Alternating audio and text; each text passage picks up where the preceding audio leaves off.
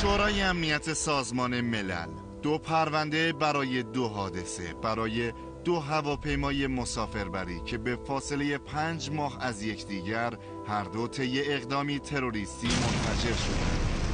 تمامی سرنشینان هر 2 هواپیما جان خود را از دست دادند. یکی با 290 سرنشین در خلیج فارس مورد حمله موشک‌های یک ناو جنگی قرار می‌گیرد.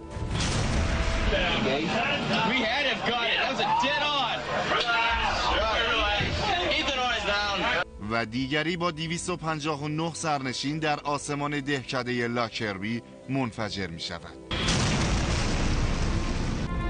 270 people are killed in the Lockerbie disaster. علت انفجار هواپیمای دوم البته مشخص نیست. متهم پرونده اول شاکی پرونده دوم نیز هست. 21 دسامبر 1988 هواپیمای پن امریکن از فرودگاه هیدروی لندن به سمت فرودگاه جان اف کندی در حال پرواز است که در آسمان دهکده لاکربی منفجر می شود. آمریکا لاکربی را به مشکلی جهانی تبدیل می کند و بدون دلیل متقن فردی لیبیایی را مقصر ماجرا معرفی می کند. این حادثه بازتاب گسترده‌ای هم در رسانه ها دارد.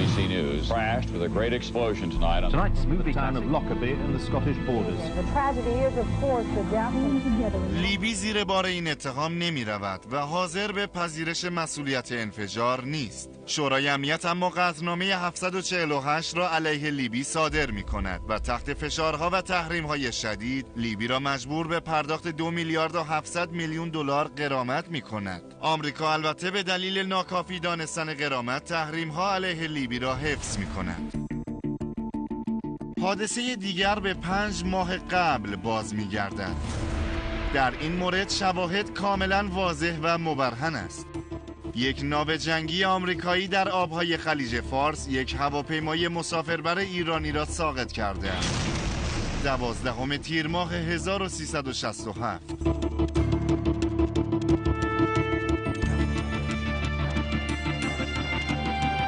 تنها 7 دقیقه بعد از اوجگیری پرواز 655 ایران ایر از فرودگاه بندرعباس به مقصد امارات، شلیک 2 فروند موشک از عرشه رزم ناو آمریکایی وینسنس شهادت 290 سرنشین این هواپیما را رقم می‌زند.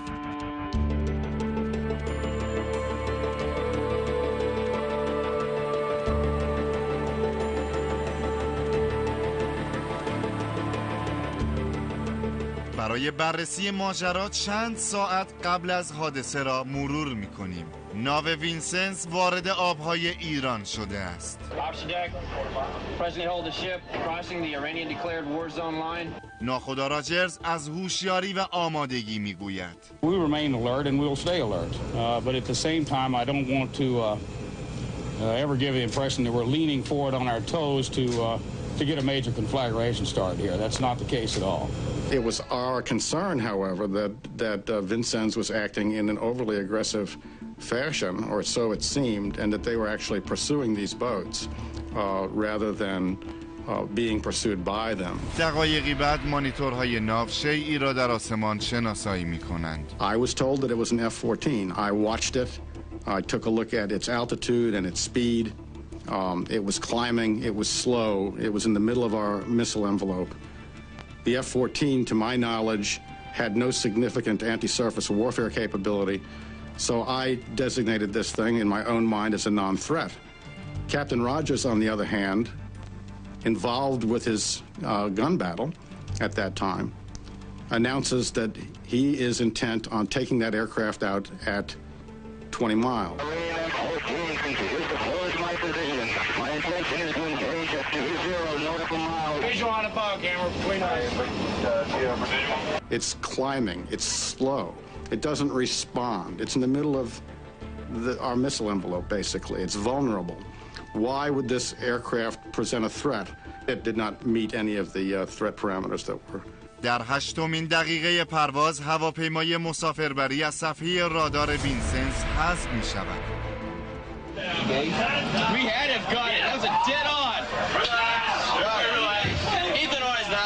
ایران در شوک کشته شدن 290 مسافر غیر نظامی پرواز 655 ایران ایر فرو می رود. در کاخ سفید اما آرامش کامل برقرار است.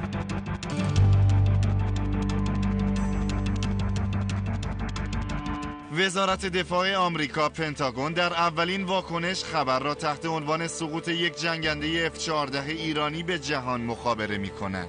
An Iranian jetliner shot down by a U.S. warship in the Persian Gulf. اینجا واشنگتن، صدای امریکا.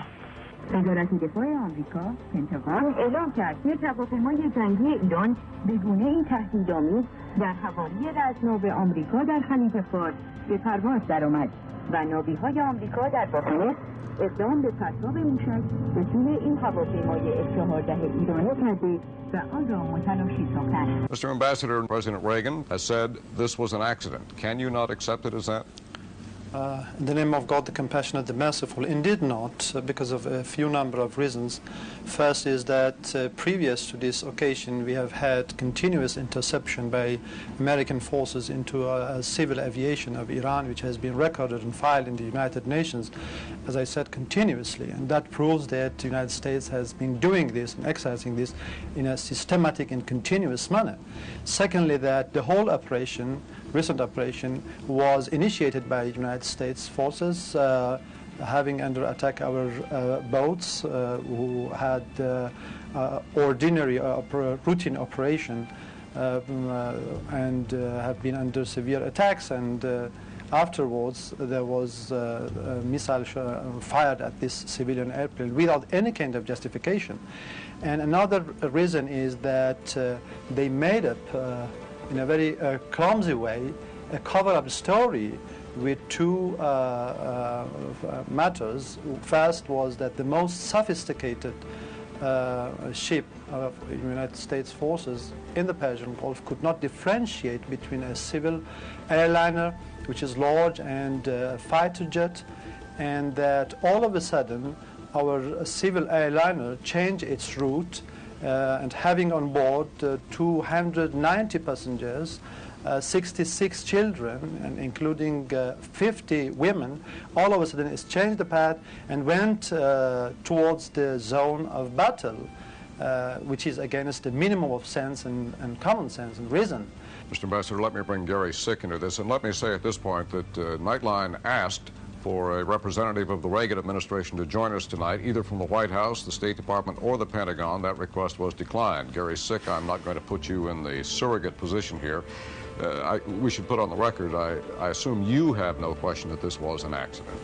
No, I have no question that it was an accident. آمریکایی‌ها نه تنها پشیمان نیستند، بلکه طلبکار هم هستند. به درخواست ایران جلسه شورای امنیت تشکیل می شود. This was an pure act of terrorism.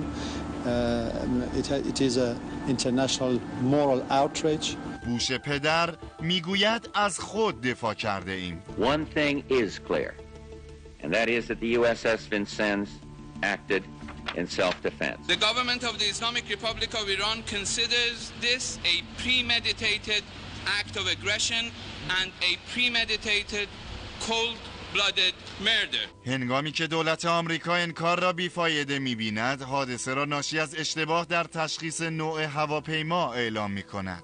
آمریکا تایید کرد که نیروی دریایی‌اش در خلیج فارس یک هواپیمای مسافربر ایرانی را به اشتباه به جای یک هواپیمای جت جنگنده سرنگون کرده است.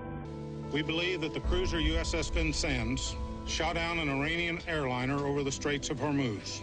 این ادعا در حالی مطرح می شود که هیچ منطقی برای اشتباه گرفتن این دو هواپیما با یکدیگر وجود ندارد. ایرباس هواپیمایی ترابری و تجاری است که از لحاظ اندازه و شکل بسیار بزرگتر از هواپیمای F-14 بوده و اکوی راداری این دو هواپیما نیز از لحاظ اندازه قابل مقایسه با یکدیگر نیستند. Everybody interviewed in the combat center said that the plane was descending toward the Vincennes. But the electronic record shows it never descended toward the Vincennes. But everybody had that view. I mean, they totally deluded themselves. لساسپین رئیس کمیته نیروهای مسلح کنگره آمریکا در مصاحبه با نیویورک تایمز میگوید هیچ کدام از 9 مانیتور کشتی هواپیمایی را در حالت حمله نشان نمی‌دادند. همه دستگاه‌ها در حال نشان دادن یک فروند هواپیما در حال اوج گرفتن بودند. در گزارش نهایی هیئت حقیقتیاب پنتاگون هم آمده است هواپیمای ایرباس ایران در خطوط هوایی بین المللی پیش بینی شده پرواز می کرده است. با این حال واشنگتن حاضر به پذیرش مسئولیت حمله موشکی به هواپیمای مسافربری ایران نمی شود. I'll never apologize for the United States of America. Ever. I don't care what the facts are. I will lead her. صدور قطعنامه 616 شورای امنیت سرانجام رسیدگی به پرونده حمله ناو آمریکایی به هواپیمای مسافربری ایران است. قطعنامه‌ای که خلاصه می شود در یک ابراز تأسف ساده از قربانی شدن انسان‌های بیگناه و چند توصیه اخلاقی برای تکرار نشدن حوادثی این چنینی. اما بابت حمله به غیر نظامیان و کشته شدن 290 زن، کودک و مرد علیه آمریکا هرگز محکومیتی صادر نشد و پرونده پس از 27 روز بسته شد. تمامی اعضای ناو وینسنس پس از پایان مأموریتشان مدال مبارزه میگیرند و ویل راجرز فرمانده ناو برای خدمات شایسته‌اش نشان لیاقت دریافت می‌کند. ناو آمریکایی در خلیج فارس زد یک هواپیمایی رو با قریب 300 مسافر ساقط کرد و سوزاند و غرق کرد و همشون رو از بین برد. بعدم که اعتراض شد، جنجال شد، دنیا به حقانیت ملت ایران در این حادثه واقف شد. عذری که خواستن گفتن ببخشید اشتباه کردیم. عجب، اشتباه کردیم؟